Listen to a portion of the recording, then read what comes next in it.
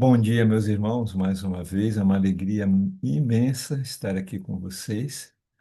E eu quero fazer mais uma oração pedindo a Papai do Céu a unção do Santo Espírito. Pedir do Santo Espírito, poder dos altos céus, né? Palavras. Oremos. Pai nosso que estás nos céus, santificado seja o teu nome, Senhor. Venha a nós o teu reino, seja feita a tua vontade, assim na terra como no céu. Querido Deus, te agradecemos o dom da vida, agradecemos, Espírito Santo, por nos despertar e estar com o pensamento voltado ao trono da graça, em comunhão com demais irmãos, cada família aqui da sala 57, e juntos, Senhor, orar, estudar a tua palavra, aprender de ti. Ó Espírito Santo, ilumina a nossa mente, o nosso coração, coloca a palavra certa nos meus lábios, Senhor, para que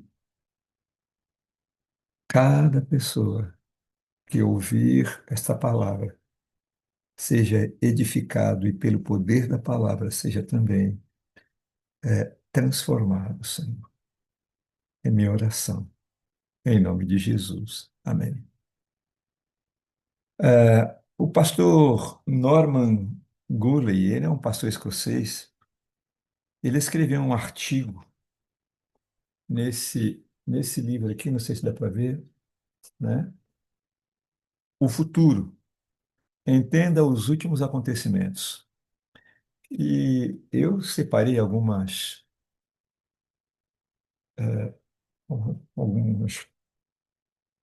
palavras, alguns conteúdos que ele fala aqui. Ele traz aqui um tema, ele aborda um tema interessante, que é chamado de o outro segundo advento. E eu convido os meus irmãos a abrirem a Bíblia em João, capítulo 16, porque é justamente sobre o outro consolador, né, o outro que nós vamos estudar. Está escrito em João, capítulo 16, verso 7. Mas eu vos digo a verdade, convém-vos que eu vá, porque se eu não for, o Consolador não virá para vós outros. Se, porém, eu for, eu vou-lo enviarei. Então, Jesus, ele traz aqui a ideia do outro Consolador. Jesus é o nosso Consolador e ele trabalha essa questão. E ele começa dizendo o seguinte: Deus concluirá sua obra na era cristã como a começou, com o derramamento do Espírito Santo. Eu creio nisso. Deus concluirá a sua obra na era cristã como a começou, com o derramamento do Espírito Santo. No Pentecostes, o Espírito Santo encheu a igreja apostólica, e nós temos isso registrado em Atos, capítulo 2, verso de 1 a 4. E houve visões, conforme Atos 10, capítulo 3, e de 9 a 17. Também houve orientações diretas do Espírito, Atos 10, 19, capítulo 11, 12 e 36, e capítulo 21, versos 10 a 11. Muitos sinais e prodígios eram feitos entre o povo pelas mãos dos apóstolos. Atos capítulo 5, verso 12. E todos os enfermos eram curados. Atos 5,16. Aqui eu vou ler Atos 5,16. É um texto que me chamou a atenção para a leitura. Atos 5,16 diz assim: Afluía também muita gente das cidades vizinhas a Jerusalém, levando doentes e atormentados de espíritos imundos, e todos eram curados. Todos eram curados, né? No Pentecostes, por vir, Deus derramará seu espírito com profecias e sonhos antes dos sinais do sol e da lua, ou antes que venha o grande e terrível dia do Senhor, conforme está profetizado em Joel, capítulo 2, verso 28 a 31. Esta é a hora quando o quarto anjo ilumina a terra, conforme Apocalipse 18, verso 1, está lá escrito, não é? Depois dessas coisas, vi descer do céu outro anjo que tinha grande autoridade, e a terra se iluminou com a sua glória. Babilônia é um lar de demônios, um retiro para cada espírito mau. Apocalipse capítulo 18, verso 2, que usa falsos milagres, sinais e maravilhas. E aí nós temos ainda o 2 Tessalonicenses, capítulo 2, de 8 a 10, onde há lá a falsificação do ministério de Cristo. E também em Atos 2, 22, para enganar o mundo. O Apocalipse capítulo 13, verso 13, diz o seguinte: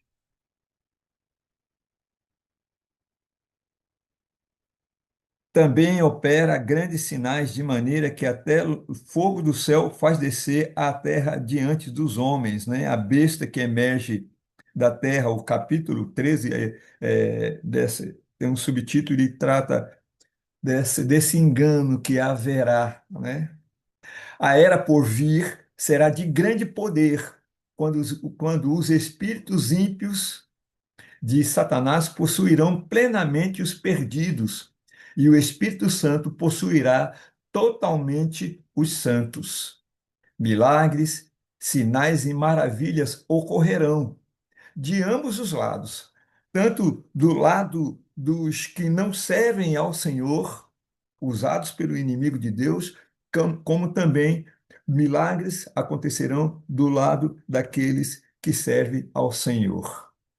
Você sabia que o livro de Atos se repetirá novamente? É o argumento que ele traz para nós. A serva do Senhor escreveu: estudai atentamente no livro de Atos as experiências de Paulo e dos outros apóstolos, pois o povo de Deus em nosso tempo terá de passar por experiências similares. Igualmente, como começa o livro de Atos, com o Pentecoste, capítulo 2, o Pentecoste por vir chegará no fim da jornada pelos eventos finais. O Espírito Santo vem em ambos os Pentecostes, na chuva temporã, Atos 2, e na chuva serôdia, Joel, capítulo 2, verso 28 e 29, para comissionar e orientar os santos. E o Espírito Santo estará no controle. E ele é mencionado, o Espírito Santo, no livro de Atos, pelo menos 70 vezes. A despeito de Jesus ter aparecido a Paulo, Atos 9, 5 e 17, e de visões terem sido dadas, como Atos 16, 9 e 18, 9, e de anjos auxiliando homens, Atos 12, 7 a 23, é o Espírito Santo o administrador predominante da Igreja Apostólica. Por conseguinte, Cristo deu mandamentos por meio do Espírito Santo. A gente tem lá em Atos 1, verso 2. O Espírito batizou, Atos 1:5, comissionou, Atos 1:8, foi derramado, Atos 2:17 e 33, e caiu sobre os homens, Atos 10:44 a 47. Ele falou e foi considerado porta-voz e encheu os cristãos de poder, encheu todo aquele que buscou de poder. Só relembrando, né, os apóstolos, por ordem do Senhor Jesus, ficaram ali reunidos no cenáculo, orando, clamando a Deus, pedindo perdão e suplicando que fossem usados pelo Senhor, e aí o Espírito Santo foi derramado com poder sobre a vida deles. Aqui eu recebo a primeira lição. Quando nós, e isso nós estamos fazendo, louvado seja Deus por isso, aqui na sala 57 em especial, e em muitos lugares, quando buscamos o Espírito Santo, clamamos por ele, ele é derramado e vidas são transformadas, começando pela nossa vida. Por isso, o Consolador, que é derramado, o Espírito Santo, ele está sendo derramado agora e vai ser derramado na chuva serôdia de maneira especial. O Espírito Santo foi reconhecido como líder e orientou na ordenação de Saulo e Barnabé, Atos 13, 2 e 3, e os enviou em uma jornada missionária, Atos 13, verso 4. Ele deu instruções para não entrarem na Ásia. O Espírito guiou Filipe ao eunuco, lembra disso? Guiou, tirou ele de um lugar, ele estava lá em Samaria, milagres estavam acontecendo. Ele teve o discernimento, a percepção de ouvir a voz do Espírito. Atendendo a voz do Espírito, ele foi para a estrada, pregou para o eunuco. E está escrito também que depois de ter pregado ao eunuco, o Espírito guiou Filipe para lá e depois o arrebatou para a sua próxima tarefa. Atos capítulo 8, verso 39. O Espírito falou com Pedro, Atos 10, 19, e capítulo 10, 19, capítulo 11 e 12. Deu uma mensagem para Paulo por meio de Ágapo, Atos 21, 10 a 11, e falou com Paulo em cada cidade com respeito às suas aflições e prisões futuras, Atos capítulo 10, 20, 22 a 23. Já os cristãos em Tiro transmitiram a mensagem do Espírito Santo para Paulo não ir a Jerusalém. Atos 21, verso 4. É interessante notar que Paulo, às vezes, recebeu comunicação direta do Espírito Santo e outras vezes por meio de outros cristãos. O Espírito Santo estava produzindo a percepção da sua liderança entre todos eles. De fato, em uma carta de orientação para a igreja, os líderes da primeira assembleia da Associação Geral Registrada da Igreja Apostólica escreveram: Pareceu bem ao Espírito Santo e a nós não vos impor maior encargo além destas coisas essenciais. Está lá, no primeiro concílio, Atos capítulo 15, verso 28. Eles tinham a ordem correta, primeiro o Espírito Santo e depois os líderes humanos. Encontramos o Espírito abrindo o coração de Tiatira à fala de Paulo em Atos 16, 14, e Pedro e João e Paulo colocando as mãos naqueles ainda ignorantes acerca do Espírito Santo, a fim de que pudessem receber sua liderança. Atos capítulo 8, de 15 a 17 e 19, capítulo, versos 5 e 6. A responsabilidade da Igreja Apostólica era seguir o Espírito Santo e todos os membros serem cheios com a sua presença. Apesar das prisões de Atos 4, 3, 5, 18, 12, 4, 16, Atos 16, 23 a 24, 22 a 24 e 24 a 27, dos apedrejamentos, Atos 14, 19, e açoites, Atos 5, 40, 16, 23, que afligiram os cristãos, a liderança do Espírito Santo ainda se demonstrou mais poderosa que a oposição de Satanás. O terrorismo cósmico não se compara com Deus e o Espírito Santo. O inimigo, ele maltratou, ele machucou, ele perseguiu, ele fez de tudo, mas ele não teve forças contra Deus e o Espírito Santo. E esse mesmo poder está à disposição para cada um que busca hoje, para cada um que clama pelo Espírito Santo, esse poder está à disposição. Um grande número se ajuntou à igreja, 3.000 no Pentecostes, Atos 2:41, 5.000 dois capítulos depois, Atos 4:4, e crescia mais e mais a multidão dos crentes, tanto homens como mulheres agregados no Senhor. Um capítulo depois, Atos 5:14, acontecia vidas sendo transformadas pela ação do Espírito Santo.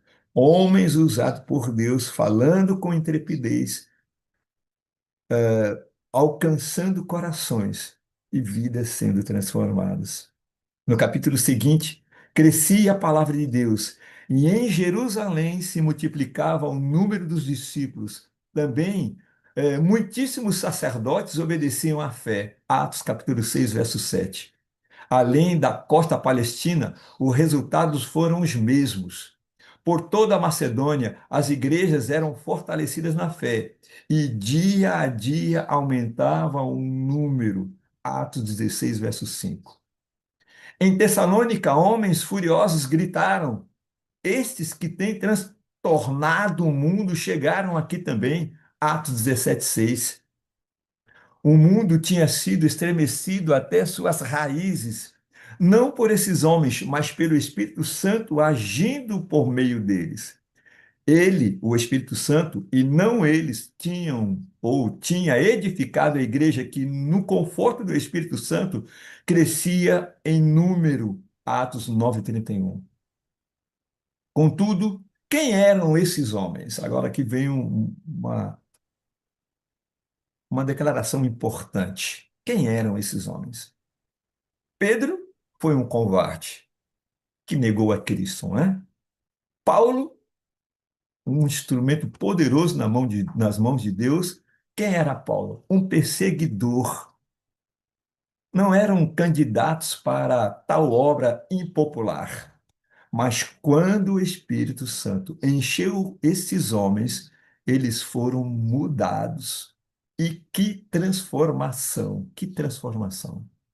O covarde se tornou um homem de convicção. O perseguidor se tornou um proclamador. É isso que o Espírito Santo faz. É isso que o Espírito Santo quer fazer na minha e na sua vida. De fato, Paulo sabia por experiência da mudança interior pelo Espírito do Senhor. Segundo Coríntios capítulo 3, verso 18, está escrito.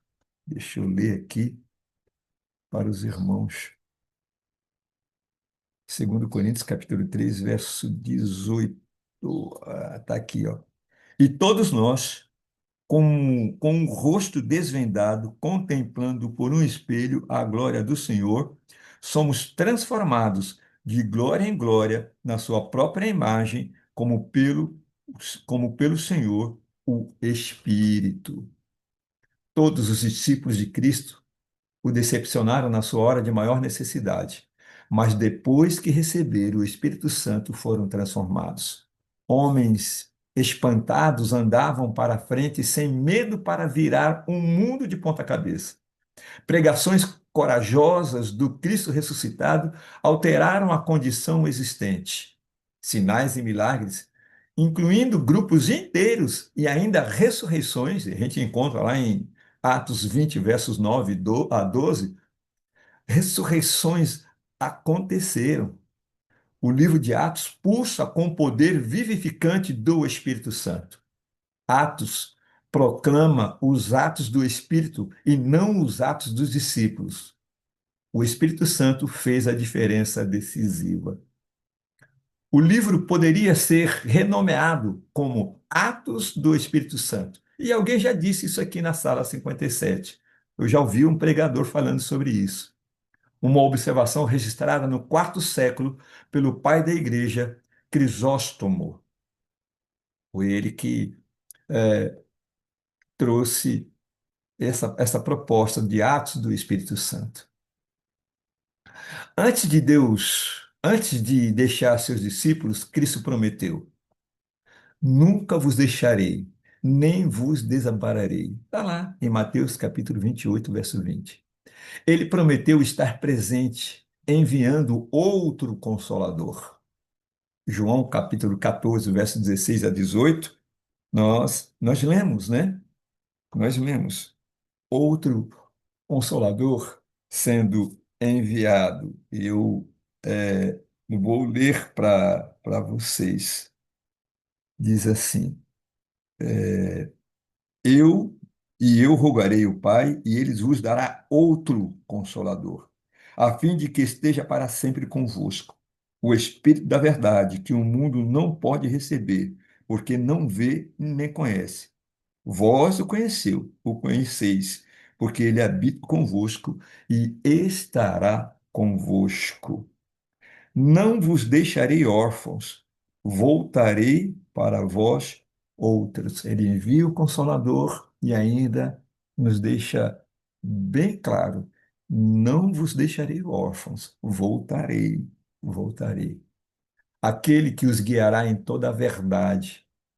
A igreja foi lançada com o poder do Espírito Santo no Pentecoste, em Jerusalém e posteriormente em Samaria e em Éfeso.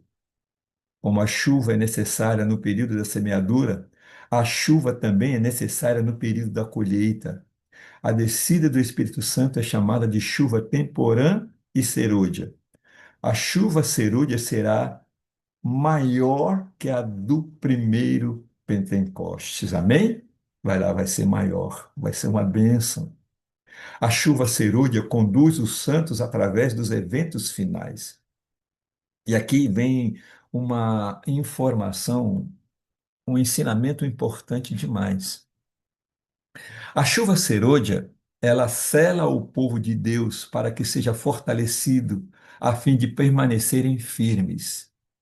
O selamento é um estabelecimento, na verdade, tanto intelectual quanto espiritual, para que não sejam abalados. Vou repetir: o selamento é um estabelecimento, na verdade, tanto intelectual quanto espiritual, para que não sejam abalados. E fiel é Deus que não vos deixará tentar acima do que podeis resistir. Antes, com a tentação, vos dará também um escape para que possais suportar. 1 Coríntios, capítulo 10, verso 13. Isso é verdade. Mesmo quando Satanás se manifestar como Cristo, e isso a Bíblia fala sobre isso, 2 Coríntios, capítulo 11, verso 14, está escrito, né, dessa manifestação. Deixa eu abrir aqui a Bíblia.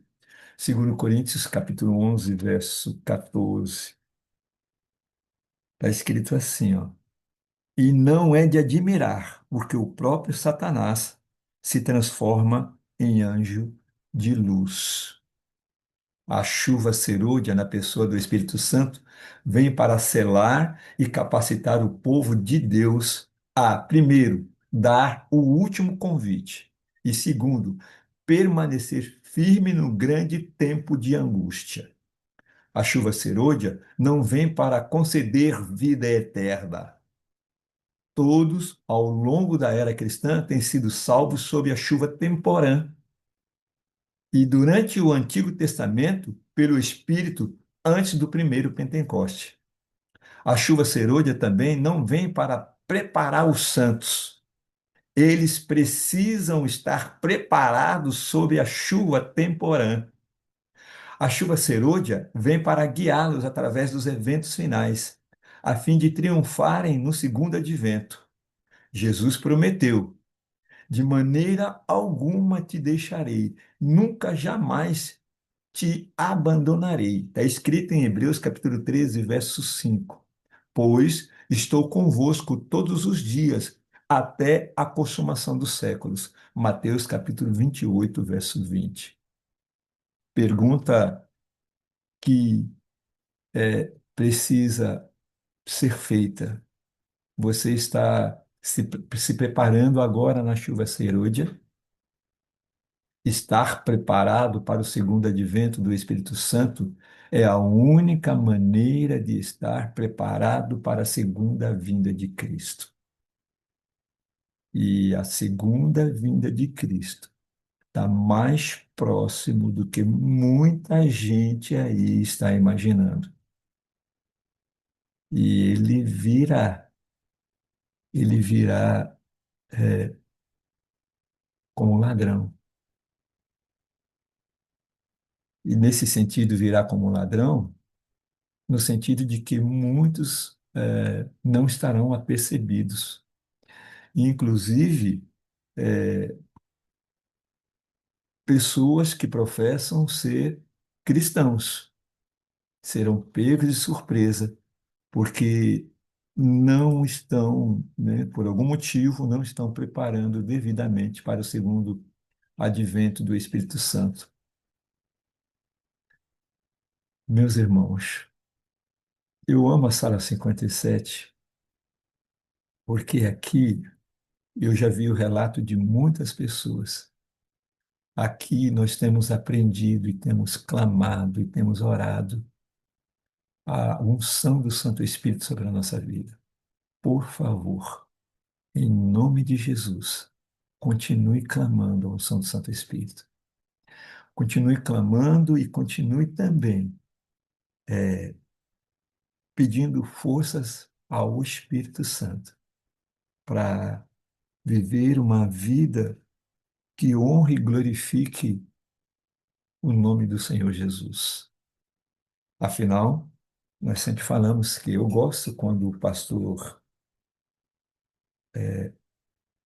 Flores fala, né? O Espírito Santo é o nosso companheiro de jornada, ele está à disposição para nos capacitar, para nos iluminar, né? O Espírito Santo, ele tem operado maravilhas e, como diz a música dos Arautos do Rei, né? O Espírito Santo opera um milagre de nos ensinar a confiar. E aí, não é confiar nas pessoas, nos modelos econômicos, né? Nas políticas, não. É confiar na palavra de Deus. Confiar nas promessas que Jesus fez. Hoje, com a internet, esse nosso tempo está reduzido, né? A, o celular tem tomado tempo precioso nosso, né? Tempo de estudo da palavra, tempo de oração. Eu dizia na minha igreja, né? Que a cada ano que passa, o tempo de pessoas orando está diminuindo. Vigílias, jejuns, né? Tem, tem diminuído. As pessoas não estão tendo mais tempo para jejuar, não estão tendo tempo para orar, fazer vigílias, acordar. Muitos alegam não ter tempo para estar de madrugada buscando ao Senhor. E é através dessas ações, né? Dessas atitudes que nós daremos oportunidade para o Espírito Santo agir na nossa vida, transformar a nossa vida, operar o milagre que nós estamos precisando, para que aí sim venhamos a ser usados pelo poder do Espírito Santo. Meu pedido nesta manhã para a minha igreja aqui da Sala 57, permaneça firme, clamando ao Espírito Santo para ser um instrumento nas mãos dele. Permaneça firme.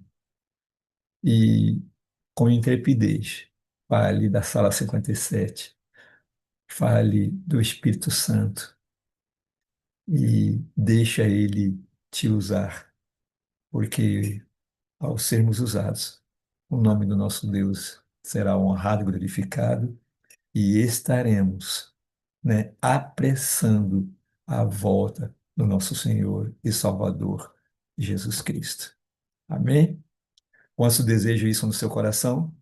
Quantos desejam ser usados poderosamente? Você que está no YouTube aí, escreve: Eu desejo ser usado poderosamente pelo Espírito Santo.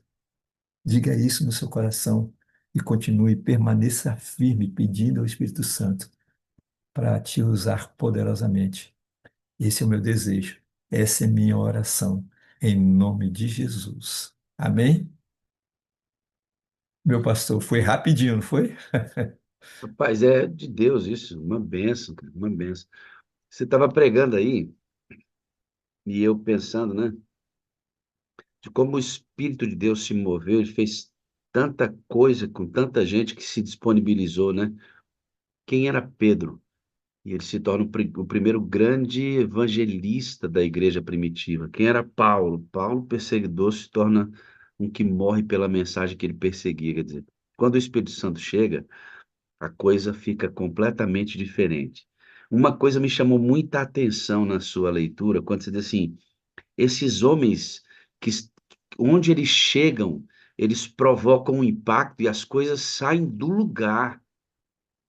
Esse pessoal está dando trabalho para a gente, está tirando a gente da zona de conforto. Estou preocupado com esse povo, pensando aqui. Pastor, nunca houve um tempo em que o evangelho fosse tão famoso como ele é hoje. Mas nunca houve um tempo em que o evangelho impactasse tão pouco como hoje. Verdade. Acho engraçado que hoje os que teoricamente servem a Deus chegam nos programas de televisão, nos palcos das TVs, nada lá muda. Não tem impacto aquilo. O que está acontecendo? Os homens cheios do Espírito, onde chegavam, provocava, provocava dificuldade naquele lugar, porque eles chegavam na contramão de todo mundo fazia. E hoje os evangélicos, e aí tome evangélico como você entender, chegam nos lugares e os lugares continuam os mesmos. Na verdade, os evangélicos se tornam, eles são moldados naquele lugar ali. Eles mais se parecem com o lugar onde vão do que estremecem o lugar onde eles vão. Me preocupa demais essa fama evangélica.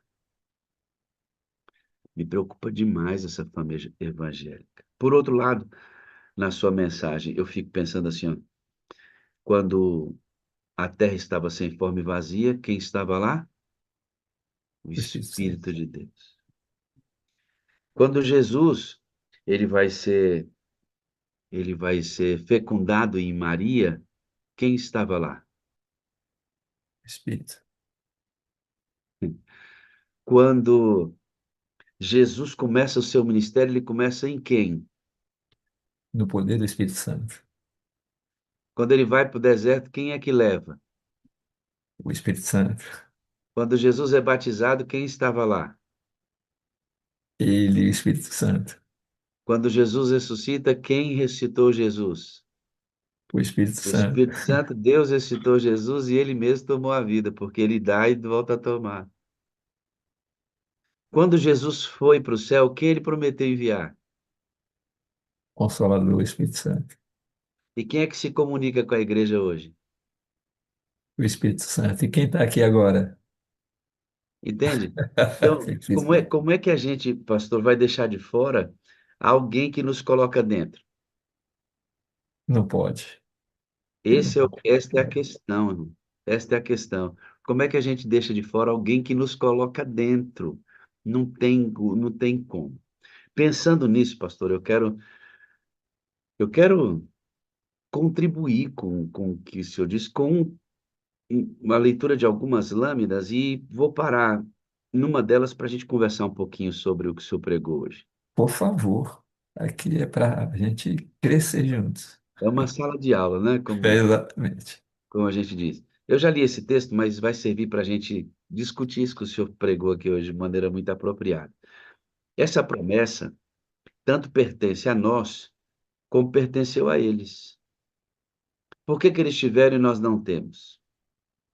Né? Aí Ellen White continua dizendo: quão raramente é apresentada ao povo e pregada sob sua recepção na igreja. A promessa, ó, presta atenção nessa palavra aqui, ó. Promessa. A promessa. Preste atenção nisso, por favor. A promessa do Espírito Santo é ocasionalmente apresentada em nossas palestras, sermões, programas, etc. Incidentalmente, ou seja, de vez em quando, nela se toca, e isso é tudo.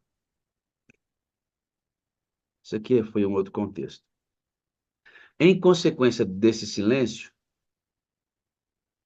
sobre este tema da maior importância, sobre que promessa menos sabemos, através do seu cumprimento prático, do que essa rica promessa do dom do Espírito Santo, pela qual deve ser concedida a eficiência a todo. Isso aqui, pastor, sua mensagem é muito apropriada, porque ela diz: a promessa que menos sabemos sobre o seu cumprimento prático é a que dá eficiência para a igreja. Isso aqui é um contrassenso cadavérico. Isso aqui é um contrassenso cadavérico. É por isso que Ezequiel 37 apresenta um vale de ossos sequíssimos. Isso é um contrassenso cadavérico. Eu deveria saber hoje mais sobre como o Espírito Santo é dado de maneira prática à igreja, porque ele traz eficiência. E é sobre o que menos a igreja fala, é sobre o que menos a igreja conhece, é sobre o que dá eficiência para ela. Por isso, Laodiceia. Ela continua, né? Ela faz a pergunta e continua.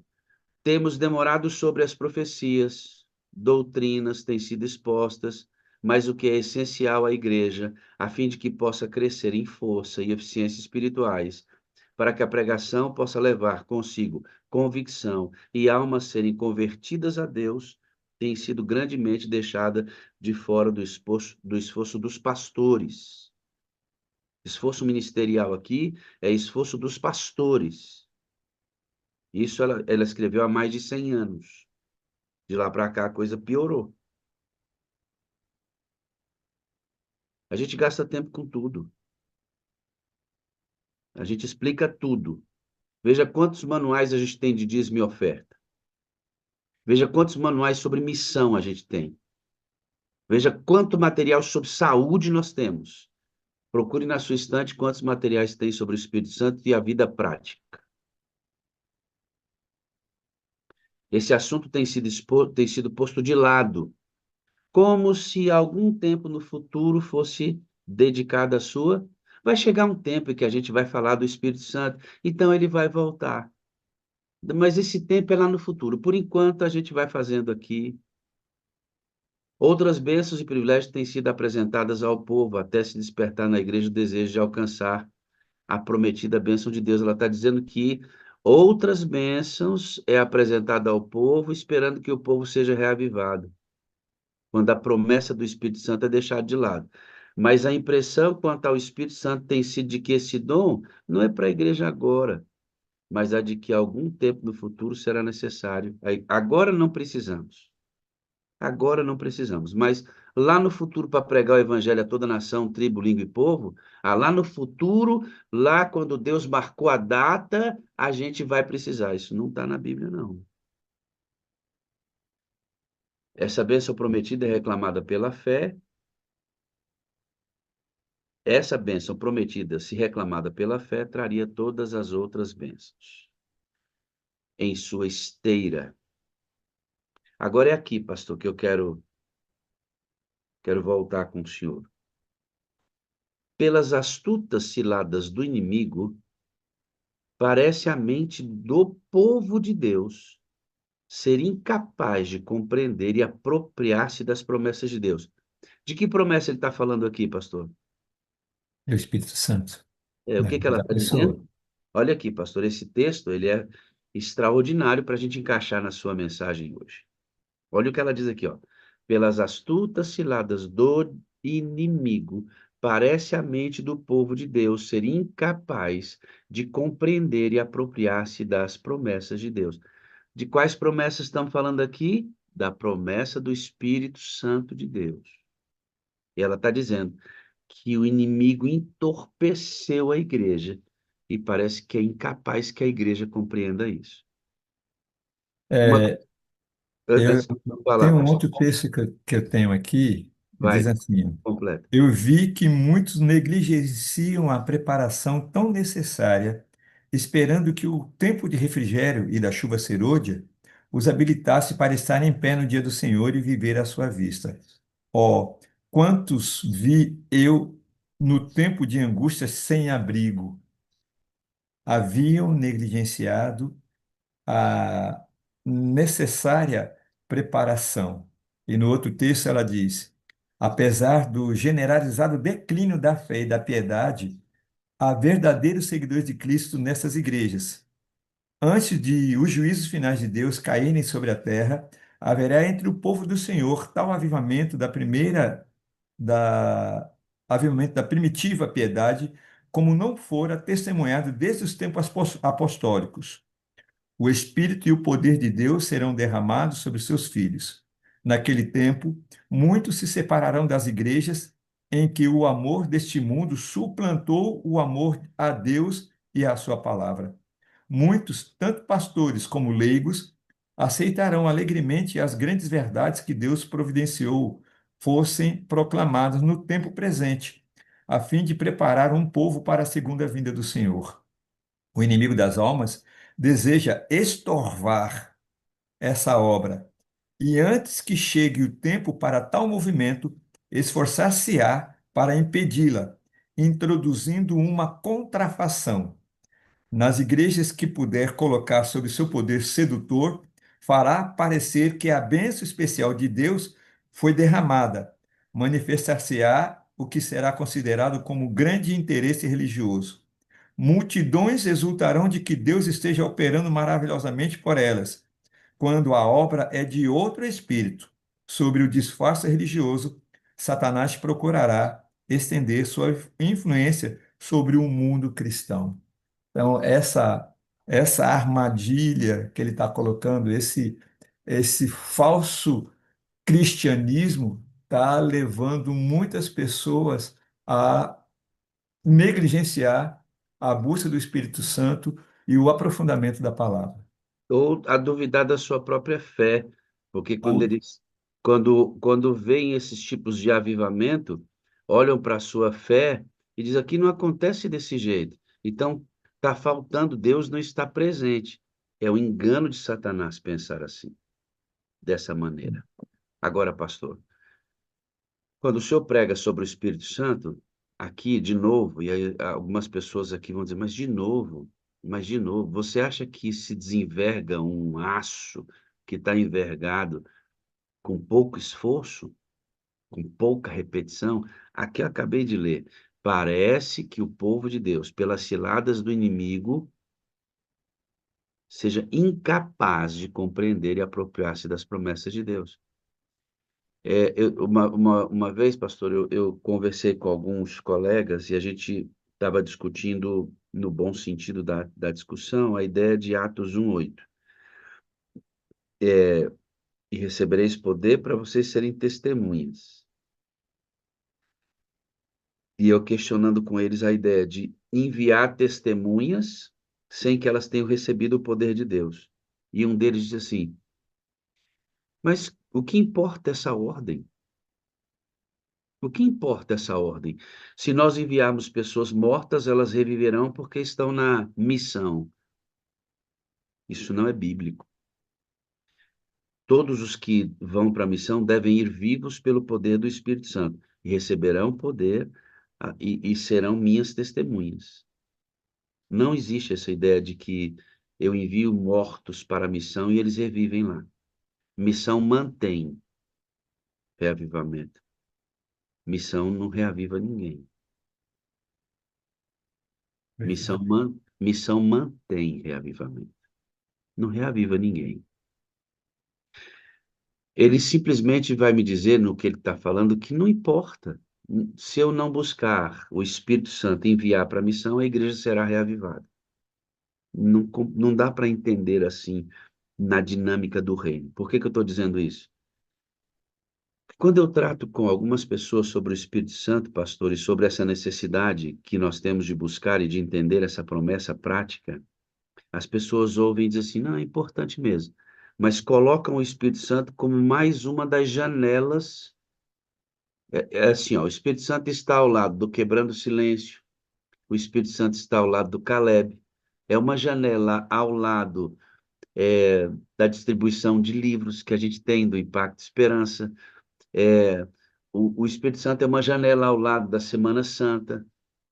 Que hora eu abro e usufruo, fecho, aí abro a janela do Evangelista Semana Santa, faço o Evangelista Semana Santa, fecho, aí eu abro a janela ali. Ele é tratado como mais um. Enquanto o Espírito Santo for tratado como mais um, nós não sairemos desse planetinho imundo. Por isso a importância da sua mensagem hoje, pastor. Amém. Mais uma vez a ênfase, porque os ouvidos precisam ouvir. Parece redundância, né? Mas não é não. Os ouvidos precisam ouvir. O meu, inclusive, o seu, estar aqui falando dele é uma boa parte, mas se eu não entregar o meu caminho depois que eu fecho essa tela aqui para ele, essa parte aqui não vai fazer muita diferença, não. Eu tenho que entregar para o que eu estou aprendendo. Para ressaltar a importância da sua mensagem, pastor. Amém. E a gente ora, né, pastor? A gente ora e pede para Deus, Senhor, qual tema a gente vai abordar? E o Espírito Santo fala assim, fala sobre isso, e a gente vem e fala. Então, o Espírito Santo é, tomou, impressionou, é porque estamos carecendo dessa palavra. Eu creio plenamente nisso, pastor, que nós estamos carentes dessa palavra e o Senhor está fazendo a obra. Aqui na sala 57, ela está fazendo a obra, o Senhor está fazendo a obra em outros lugares, em outras pessoas que estão sendo vistas e falando sobre esse tema. Outras pessoas que não estão sendo vistas, mas que estão buscando insistentemente na sua consagração. O Senhor Deus está levantando, eu não tenho a menor dúvida, o Senhor Deus está levantando um povo. Amém. Vamos ouvir uma música, pastor? Vamos.